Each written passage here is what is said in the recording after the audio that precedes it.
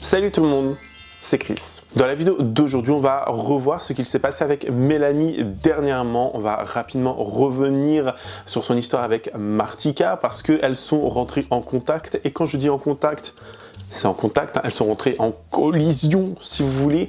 Mélanie va rapidement revenir également sur cette histoire de son ex avec sa mère, cette histoire d'inceste. Oui, c'est extrêmement étrange et extrêmement dégoûtant, on est bien d'accord. Et un peu plus récemment, Mélanie a décidé de porter plainte contre la chaîne M6 qui lui aurait volé un très gros projet d'émission et elle réclame des millions d'euros. On va essayer de voir tout ça ensemble et débunker tout ça ensemble aujourd'hui, donc si vous êtes intéressés, continuez à regarder. Mais avant de commencer la vidéo, n'hésitez surtout pas à vous abonner et activer la cloche de notification pour être toujours au rendez-vous. Actualité, polémique, scandale, people, télé-réalité, ici on parle de tout.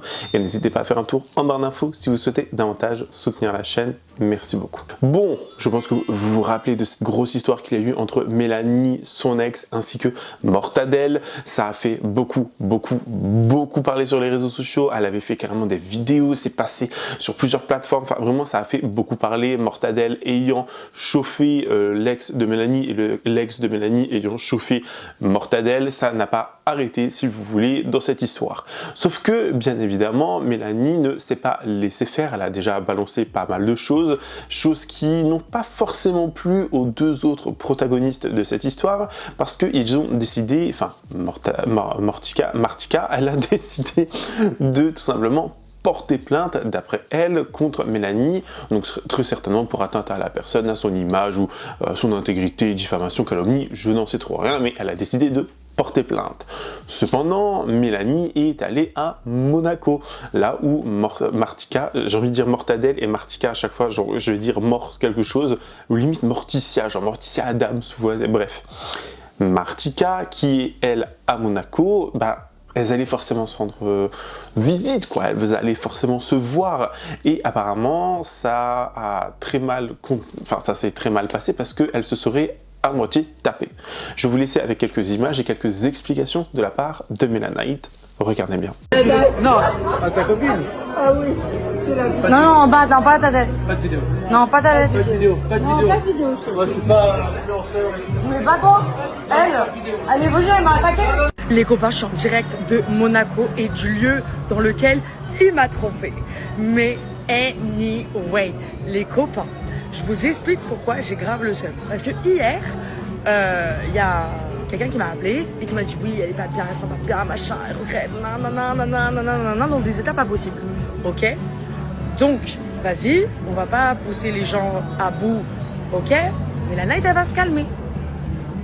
Vous voyez pas que on m'envoie une vidéo où je sais exactement où elle est et avec qui elle est et j'ai sa localisation exacte. Donc pour quelqu'un qui déprime et qui regrette ce qu'il a fait, il s'éclate, hein. Et vraiment, il s'éclate. Donc là, je mange vite, mon plat il arrive et on va débarquer en fait. Je vous prépare la vidéo demain sur YouTube. Et M by Mélanite, vous avez le lien dans ma bio. Et allez vous abonner. Je vous jure que demain est mon vlog 24 heures à Monaco, la revanche des ex. Vous allez kiffer. Plein de rebondissements. Je vais vous montrer toutes les preuves, tout ce qui s'est passé. Préparez les popcorn, les copains. Parce que là, je suis choquée. Non, à ta copine. Ah oui, c'est la vidéo. Non, en bas, non, pas ta tête. Pas de vidéo. Non, pas ta Pas de tête. vidéo. Pas de Non, vidéo. pas de vidéo, Moi, je suis pas influenceur. Mais pas toi. Elle est venue, elle m'a attaqué.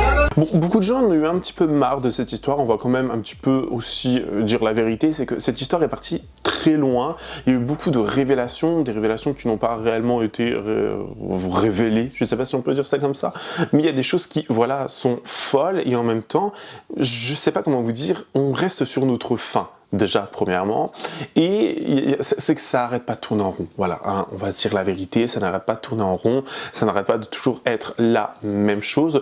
Cependant, Mélanie a décidé qu'elle voulait balancer un peu plus concernant cette histoire entre la mère de son ex et lui-même, donc la mère et son fils. Parce que beaucoup de gens ne comprennent toujours pas. Les gens, quand je dis sa mère, ils pensent que c'est la mère de Mélanie qui aurait fait un truc avec son ex, à elle.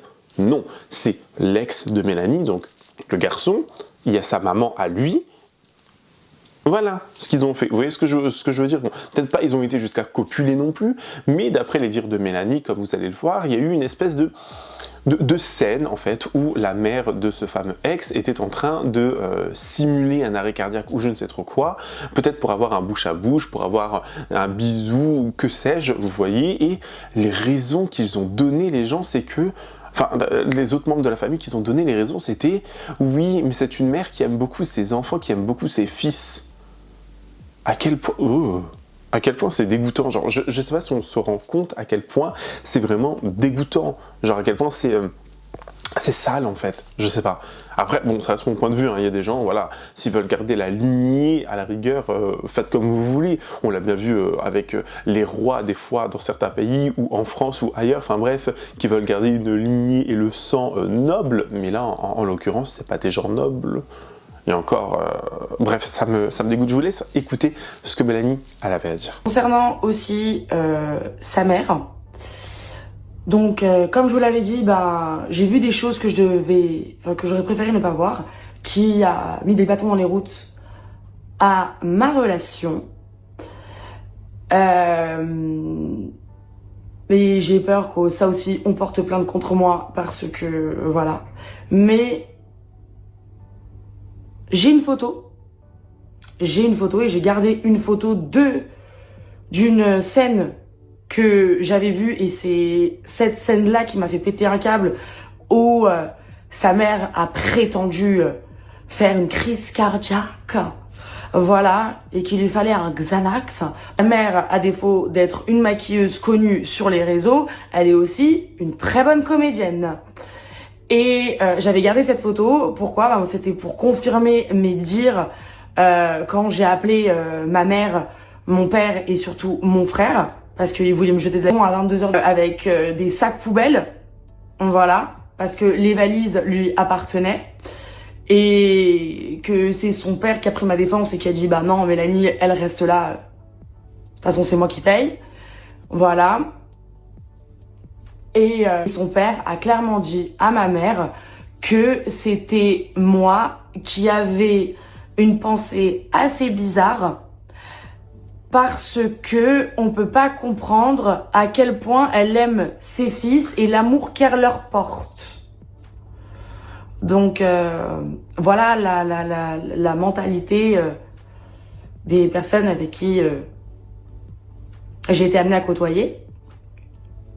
Donc ça, c'était un peu bizarre et très très dur, surtout quand t'as pas les moyens de partir, surtout que quand t'as une maison entre nous, et aussi qu'il y a de l'argent au milieu de notre couple. C'est très compliqué. En vrai, l'histoire un petit peu avec Martika, Mélanie et son ex, j'ai envie de dire c'est presque réglé. Je pense pas qu'il y aura de gros rebondissements, sauf si elle décide de tout nous balancer, la photo et le truc et le bidule. Bon, je peux comprendre aussi que ça soit frustrant pour nous, mais que ça soit également extrêmement gênant pour elle d'en parler, de nous montrer quoi que ce soit. Je le comprends, je le conçois. Cependant, elle a décidé d'être dans un nouveau combat, voilà. Mélanie, il faut savoir que c'est une personne également qui a fait de la télé-réalité, vous le savez très certainement, mais c'est une personne qui maintenant a un CDI, elle a un travail, etc. Les réseaux sociaux, c'est pas son unique travail. Bon, pourquoi pas. Mais elle avait apparemment pitché, donc pour ceux qui ne savent pas ce que le mot pitcher veut dire, elle avait un petit peu laissé sous-entendre une idée d'émission à M6. Hein. M6 qui devrait apprendre à se renouveler parce que entre... je regarde pas, j'ai pas la télé donc je pourrais pas vous dire, mais on sait tous et toutes que M6 c'est en train de... Voilà, c'est en train de tomber. Les émissions genre le meilleur cuisinier, pâtissier, je sais pas quoi, le meilleur ci, le meilleur ça, HTPS ou je sais pas quoi. Enfin bref, les émissions, je sais même pas si HTPS c'est là-dessus, mais bon, vous m'avez compris. Les émissions, toujours les mêmes trucs. Enfin, j'ai envie de dire, les chaînes de télé françaises, c'est de pire en pire. Enfin, est-ce qu'on en parle qu'il y a le Big Deal qui est revenu? On est en quelle année là? 90? 97? Je comprends pas. Vraiment, je comprends pas. Je vous jure, ça me perturbe au plus haut point. Et elle dit... Donc, elle aurait pitché une idée d'émission, sauf que l'émission lui aurait été volée. On parle de l'émission The Cerveau, où c'est elle apparemment qui avait donné l'idée, le concept du jeu, etc. Et M6 lui aurait volé cette idée. Si bien qu'elle n'a pas forcément aimé, et je peux comprendre si c'est réellement ce qui s'est passé, elle a décidé d'attaquer en justice le groupe, la chaîne M6. Voici le communiqué qu'on a eu de la part de ses avocats, qui vont eux aussi par la suite nous en dire un peu plus. Donc, The Cerveau, une émission née dans celui de Madame Amar. Mélanie Amar assigne en justice le groupe M6 pour parasitisme pour la déclinaison de son émission La Pire Classe en un programme diffusé sur W9 sous le titre The Cerveau. Malgré des retours dithyrambiques sur son émission, fruit de mois de travail, le groupe M6 l'avait décliné en affirmant que le thème de l'école n'était pas d'actualité. Quelques semaines plus tard, un programme intitulé The Cerveau, curieusement similaire, voyait le jour sur W9. Dans cette affaire inédite, Maître Tom Michel s'associe à Monsieur le bâtonnier Christian Charrière-Bournazel afin de représenter les intérêts de Mélanie Amar. Celle-ci demande réparation pour les préjudices moraux et financiers subis et surtout la reconnaissance officielle de sa qualité de créatrice. Après plusieurs tentatives d'accords amiables systématiquement rejetés par M6, cette affaire pourrait devenir un précédent marquant contre les pratiques abusives dans l'audiovisuel. Et donc ça a été communiqué le 14 janvier 2025. Donc d'après le courrier, d'après ce communiqué, j'ai envie de vous dire, on apprend qu'en fait elle a juste pitché un truc en rapport avec l'école. Mais comment elle peut le prouver? Vous voyez ce que je veux dire? Est-ce qu'elle a eu des mails? Est-ce qu'elle a eu des échanges? Est-ce qu'elle a des audios, des photos, des trucs, des machins, des screenshots? Est-ce qu'elle peut le prouver que, comment dire, toute cette émission, ça a été un petit peu écrite et surtout, ça a été, si vous voulez, un petit peu pitché par elle? Très grande question, vraiment très grande question. Mais elle va nous en dire un peu plus et nous expliquer un peu plus vis-à-vis de cette plainte. Je vous laisse regarder. Bon les copains, je suis un peu malade, je sais pas par où commencer. Bah, tout d'abord, je voulais vous remercier de tous les messages de soutien, parce que maintenant vous connaissez mon terrible secret et mon terrible combat avec mes nouveaux futurs péripéties. Voilà. Et c'est pour ça que c'était pas un très très bon moment pour moi, cette rupture et cette trahison, parce que bah voilà, j'ai perdu ma maison, mon mec et mon émission. Voilà, 2024 a été pour moi une année hyper compliquée. Je pense que je vais vous refaire une vidéo sur YouTube pour vous expliquer comment c'est arrivé et ce que je fais depuis 3 ans, mon activité cachée et comment ça m'est arrivé aussi. Et en fait, je devais faire un live Twitch avec Samira. Et en fait, si vous avez des questions sur tout ce qui m'est arrivé en ce moment, chute libre aux enfers ou chez ma mère, et envoyez-lui toutes vos questions et je répondrai lundi sur son live Twitch. Et s'il y a d'autres choses où je ne pourrai pas vous répondre, rendez-vous sur ma chaîne YouTube et vous avez le lien dans ma bio. Les copains, demain c'est mon anniversaire et je vais pas le fêter. Je vous dis la vérité, aujourd'hui, après 30 ans, on n'en a rien à cirer de fêter ou pas. De toute façon, j'ai plus de maison, j'ai plus de mec, on m'a volé mon émission, voilà quoi, une vie de merde.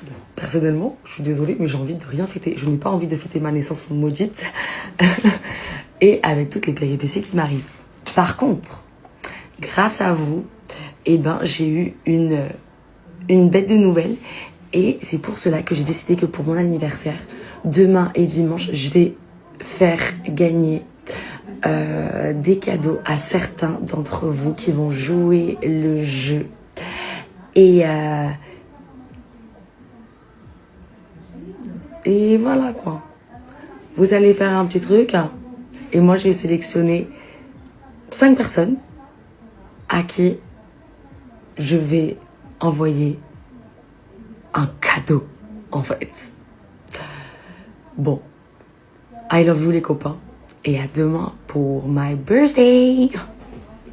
Par la suite, l'avocat de Mélanie, Tom Michel, Voilà, j'ai préféré laisser un petit moment de silence. Bref, on va continuer, hein, je ne vais pas en dire plus concernant cette personne.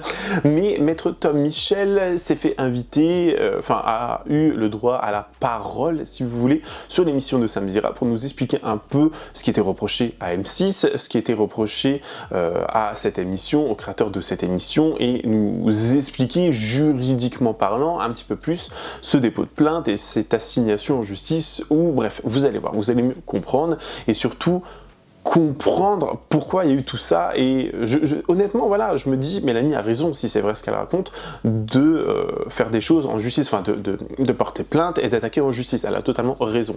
Le seul problème, c'est que est-ce qu'elle va pouvoir le prouver? Est-ce qu'elle va pouvoir montrer réellement que c'est elle qui avait proposé cette émission? Après, si elle a des mails, etc., pourquoi pas? À voir. Franchement, c'est une histoire qui pourrait être réglée très rapidement. Je vous laisse regarder ce que l'avocat avait à dire. Bonjour Maître Tom Michel. Bonjour à tous.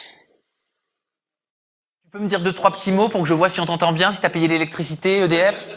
J'ai payé l'électricité, normalement tout le monde va m'entendre de manière parfaitement claire. Bon, c'est parfait. Merci Maître Tom Michel d'être avec nous pour nous éclairer sur cette affaire qui vient de tomber et dont tous les réseaux sociaux parlent au moment où nous on est en tournage pour Aja. J'ai lu ton communiqué ton communiqué, oui, par rapport à cette assignation du groupe M6. Tu vas me dire si c'est une citation, une assignation en justice. Qu'est-ce que tu peux nous expliquer? Où est-ce que vous en êtes dans cette affaire? Qu'est-ce qui va se passer? Est-ce qu'on est sur du parasitisme? Est-ce qu'on est sur du plagiat? On t'écoute. Alors, déjà, on est 3 avocats, pour être très clair. Moi-même, il y a le bâtonnier Christian Charles-Bournazel, qui est un spécialiste international reconnu en termes de propriété intellectuelle, et Maître Nawel Smaï, juste pour vous donner l'équipe. Ensuite, ce qui s'est passé, c'est très clair. C'est Mélanie Amar, au-delà d'être l'influenceuse qu'on connaît, elle est surtout désormais une productrice qui travaille pour une société de production, et elle a inventé une émission, pas un concept, pas une émission qu'elle est venue pitcher à M6 de manière récurrente, à chaque fois en demandant ce qu'elle devait faire de plus pour coller de plus en plus à l'antenne et pour qu'elle soit un jour diffusée. Pour cela, elle a contacté un certain nombre de personnalités qui sont dans le programme. Elle a inventé le concept, elle a inventé là où ça se serait tourné, elle a tout inventé.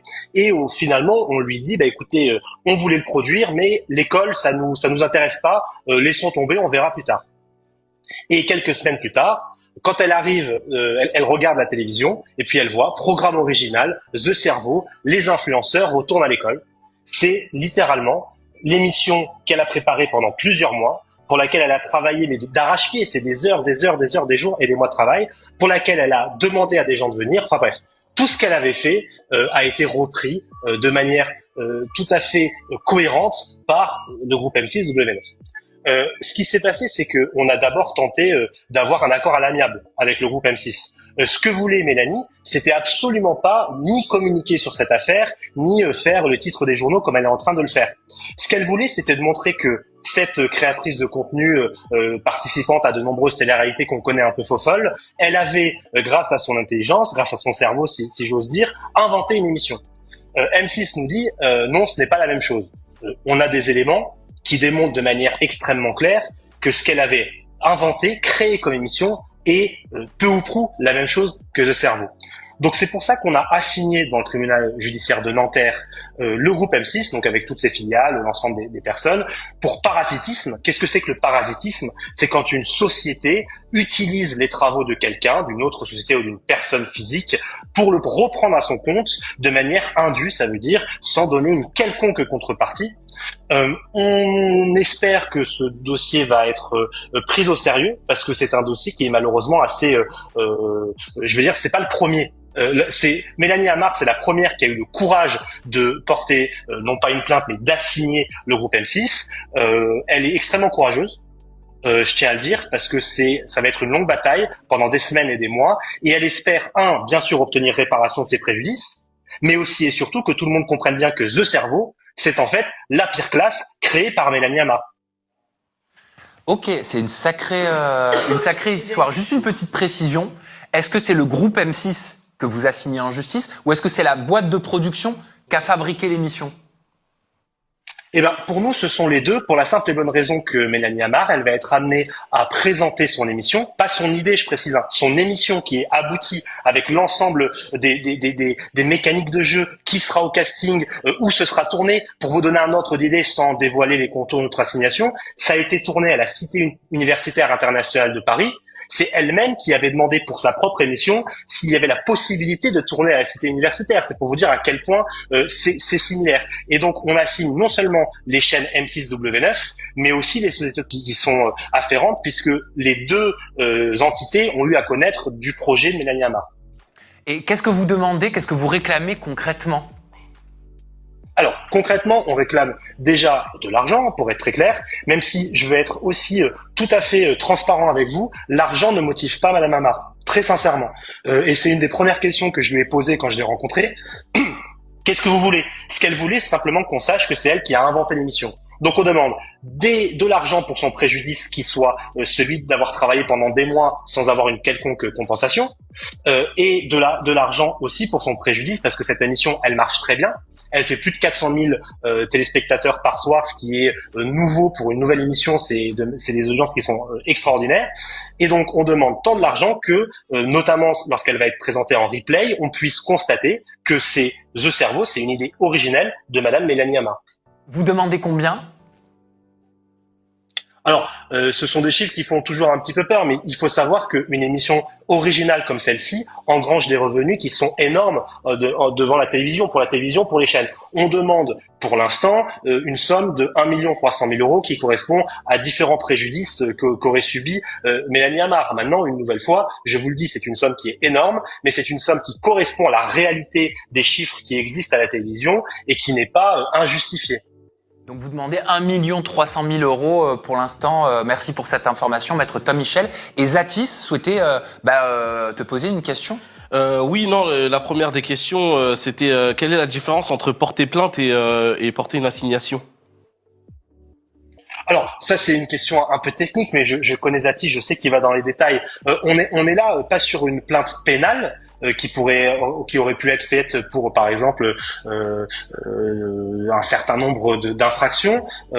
Mais ce qu'on a fait, c'est assigner de manière civile. Ça veut dire on considère que le groupe M6 a fait une faute civile.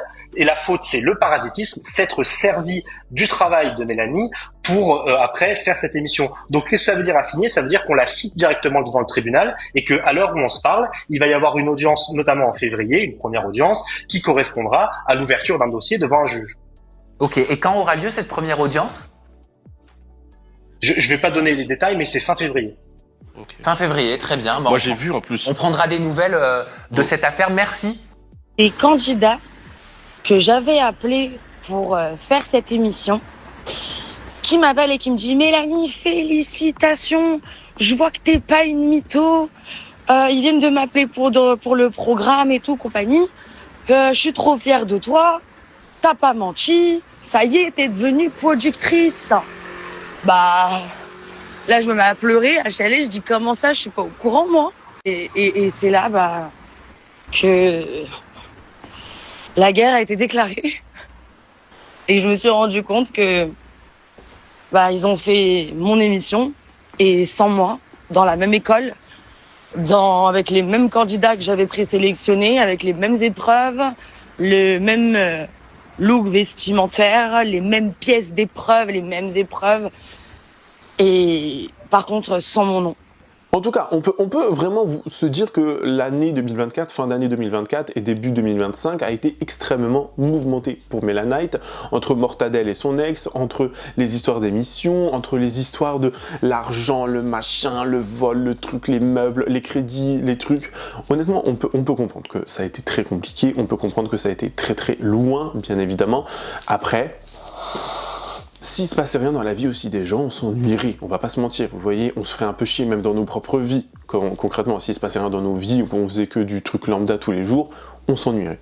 Enfin, moi, ça reste ma vision des choses, bien évidemment. Mais en tout cas, dites-moi ce que vous en avez pensé. En commentaire, me donnez votre avis le plus sincère, n'hésitez pas à rester bien évidemment courtois et respectueux dans l'espace commentaire, vous abonner, activer la cloche de notification pour être toujours au rendez-vous, me rejoindre sur les différents réseaux sociaux, tout est en barre d'infos et lâcher votre meilleur pouce bleu, ça me fait extrêmement plaisir. Et sinon, écoutez, je vous dis à la prochaine, prenez soin de vous Bye guys.